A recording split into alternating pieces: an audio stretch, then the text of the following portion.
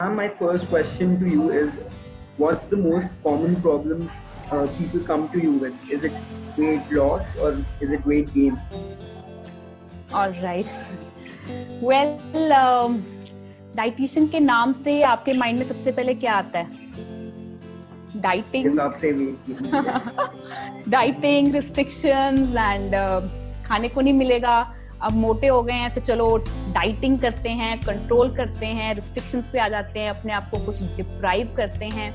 सो cases की आप बात करो तो approximately I think 80% of the cases are related to weight loss only, and weight gain बहुत कम cases होते हैं because weight gain is basically either a genetical issue or could be because of certain digestion issues की वजह से रहता है, या कुछ और reasons हो सकते हैं. बहुत कम population weight gain की तरफ weight gain करने आती है. weight loss के लिए ज़्यादा population है because of आजकल sedentary lifestyle है हमारा, और we are prone to lot of lifestyle disorders and lifestyle diseases. Dietitian is not only about reducing your weight, it's about learning something कि आपको एक रीजन पता चले कि आप क्यों खा रहे हो, लॉजिक पता चले, and you can convince yourself कि आपने अपने लिए और अपनी फैमिली के लिए एक नरिशमेंट कैसे करनी है. So that's what the perspective we need to change towards a word dieting, towards a word dietitian. जिस चीज का आप मैसेज या अपने हार्मोन्स को जो मैसेज देते हैं कि ये चीज मैं बिल्कुल नहीं खाऊंगी,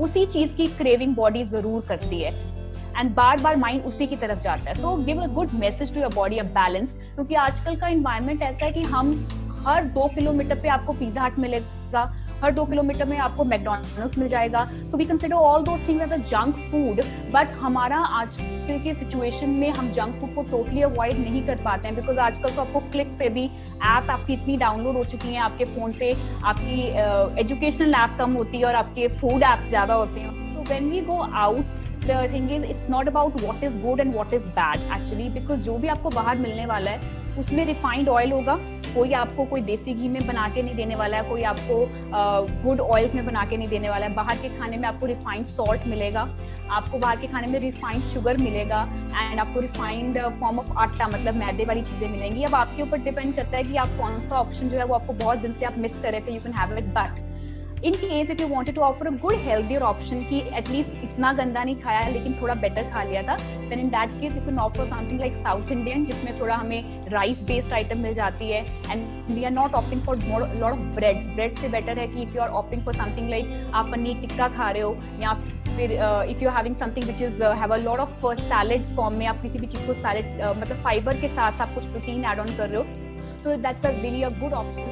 in this case of junk food, मैं ये कहूँगी कि junk food का eating अगर आप बहुत late night करते हो वो सबसे ज़्यादा bad है. Rather having it in a lunch वाला timing, because मैं mostly what I prescribe to most of my clients and patients कि अगर आपने बाहर की outing plan करनी है तो better है कि आप lunch की outing plan करो, not like a dinners की outing ज़्यादा, because dinners वाली outing मतलब आपने रात को body को repairing mode दिया ही नहीं. आपने रात को 9-10 बजे खाया और 10 बजे तक अपनी बॉडी को फिर कहा कि चलो अब लिवर, अब हमने सोना नहीं है, अब काम करो, अब काम करते जाओ, पूरा रात वो काम करता रहेगा. तो जब हम बात करते हैं कि ग्रीन टी जैसे हो गई, तो हमारे इंडियन हाउस होल्ड में काफी ऐसा होता है कि हमें कहा जाता है कि ग्रीन टी पीजिए तो वेट कम होगा, and even my grandparents have told me many times that before going to bed you should drink milk. So are these myths really true? Okay. So myth, first let's talk about the myth about a green tea. Now green tea जो है those leaves, these are very rich in antioxidant हम consider करते हैं, लेकिन what happen आजकल market इतनी flooded हो चुकी है ग्रीन टी के साथ कि पीपल आर कंफ्यूज कि ये ग्रीन टी हमें लेनी भी चाहिए कि नहीं, बिकॉज हर ब्रांड का ग्रीन टी आपको मिलने लग गया है. तो first of all you need to understand कि अलोन ग्रीन टी आपकी बॉडी में एंटीऑक्सीडेंट्स नहीं काम करने वाले हैं.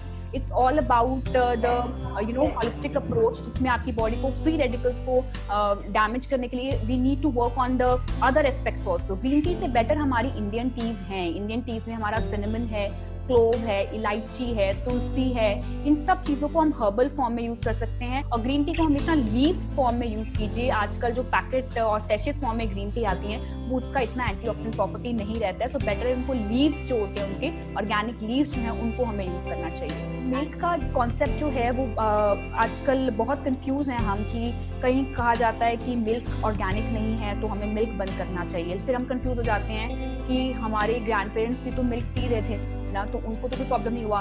और कई विगनिज्म में भी आ जाते हैं कि मिल्क नहीं पीना चाहिए और हमें काउस का मिल्क जो है वो उनके काफ के लिए होता है, we don't have to use that. तो सुपर फूड्स के बारे में बात करते हैं जो आपके लिए, पूरी फैमिली के लिए भी अच्छे रहते हैं और यंगस्टर के लिए तो बेस्ट ही रहते हैं। तो उसमें हम कौन कौन से ऐड ऑन करेंगे? पहला है कोकोनट स्लाइस मेरी लिस्ट में, क्योंकि कोकोनट जो है एक तो बहुत इजीली खाया जाता है, हमें कोई प्रिपरेशन की रिक्वायरमेंट नहीं है, जस्ट उसका स्लाइस जो है वो ऐसे खा लेंगे। उसमें MCTs हैं, that means medium chain triglyceride, जिससे आपको हेल्दी फैट मिलता है। आप बिना बात की मंचिंग ऑफ रिफाइंड थिंग्स की नहीं करोगे, बिकॉज वो अपने आप में ही complete source of healthy fat consider किया जाता है। लोग बहुत इंपॉर्टेंस देते हैं नट्स, मतलब हम आमंड खा लें, वॉलनट खा लें, लेकिन they are not aware about seeds. Seeds में हमारा ज्यादा सोर्स ऑफ ओमेगा 6 है, ज्यादा सोर्स है हमारे ओमेगा 3 के, sorry, we have a good source of omega 3 from seeds. Seeds कौन से आ जाते हैं? जैसे sunflower seeds, watermelon seeds, pumpkin seeds, sesame seeds, इन सब में कैल्शियम है, मैग्नीशियम है, जिंक है, फास्फोरस है। इन सब चीजों का हमें कॉम्बिनेशन जो है वो मिल जाता है। क्योंकि people are not aware about seeds, तो वो सीड्स खाते नहीं है। और जब आप एग्जाम्स होते हैं आपको और आपको सुबह सुबह खाने का कुछ मन नहीं करता है कि नहीं आज तो पेट में कुछ ना कुछ हो रहा है, आज गड़बड़ हो रही है, मुझे बड़ी टेंशन हो रही है, तो उस टाइम पे सिर्फ नट्स एंड सीड्स भी खा जाओगे तब भी आपकी एनर्जी जो बहुत बूस्ट रहती है और आपका माइंड बड़ा शार्प चलता है। It's a brain booster actually. One thing is very critical. I just wanted to, through you, I just wanted to advise these youngsters. I keep hearing that diabetes is a disorder being faced by younger generation too nowadays. It's all because of their lifestyles. So this is something that they need to really take care of. In fact, in my own student community who have just passed out, I heard that a boy who was just 32 got diabetes. Something is really going wrong with the lifestyles that these youngsters are following. So can you just give a good advice to them as to how they should lead their professional lives? Yes. Thank you, Mr. Teju. So, well, I've mentioned in my talk also that in a younger generation, we are facing the issue regarding type 2 diabetes and hypertension. They are facing a lot of these lifestyle disorders. So basically, these are lifestyle disorders. These are not diseases in itself. मतलब इसको हम reverse भी कर सकते हैं. So we need to find out the root cause where we are going wrong. So first of all, if a youngster they are catching these things, that means it is all because they are more sedentary nowadays. And what happen when we are sedentary? When you sit, your body, when there is a spike in the insulin level in your body, आपकी body वो spike करेगी and then blood में sugar release करेगा, वो drop करेगा। और अगर आप मूवमेंट नहीं करते हो, बहुत देर तक 1-2 घंटे बैठे चले जा रहे हो, आपका इंसुलिन जो है वो ब्लड में जाके it never gives a situation of normal tendency, it leads to glucose level always high.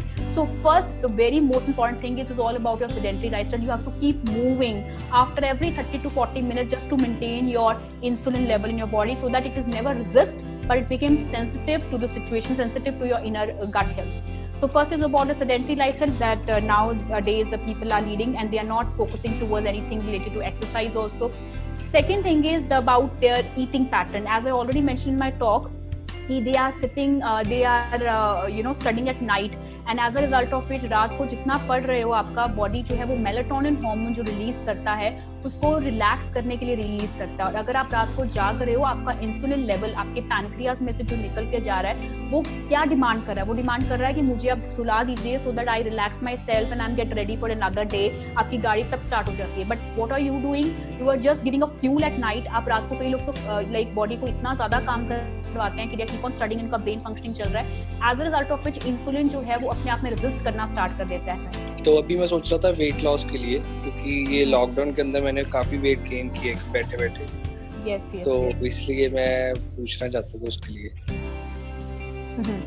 अच्छा, तो अगर तो मिस्टर आईफोन, आपका नाम आईफोन आ रहा है, तो आईफोन द थिंग इज जो भी आपका नाम है वैसे वेल अगर तो आप अपना पर्सपेक्टिव ये लेके चल रहे हो कि मैंने वेट लॉस करना है, तो आई एम सॉरी टू से वेट लॉस नहीं होने वाला है. ठीक है, अगर आप वेट के पीछे भागने वाले हो तो वेट आपको पीछे पीछे भगाएगा और वेट आगे आगे भागता चला जाएगा. तो पहले अपना पर्सपेक्टिव चेंज करना पड़ेगा कि आपने वेट लॉस नहीं करना है, आपने हेल्थ गेन करनी है. अगर हेल्थ गेन करनी है तो उसके लिए आपको सिर्फ डाइटिंग नहीं करना है, आपने पॉजिटिव वे में अपनी माइंड को मैसेज देना है कि मैंने अपने लिए कुछ न्यूट्रिशन नॉलेज गेन करना है। और कभी आप डाइटिशियन के पास जाओ, if you want to join anyone, first of all you need to आपको एक तो you need to know the qualification of a dietitian, to know कि वो उनका कितना आपके साथ वो कैसे डील कर सकते हैं, उनकी कितना आपको नॉलेज है। एंड जब आप सिर्फ वेट के लिए जाओगे तो वो वेट का मतलब है कि वो आपको कम खिला के कुछ भी करके आपको न्यूमेरिकल स्केल वैल्यू पे शो कर सकते हैं। लुक, आपका वेट कम हो गया क्योंकि मैंने आपको कम खिलाया, मैंने आपको कहा कि आप एक कम खाओगे तो आपका इज इक्वल टू इतना वेट।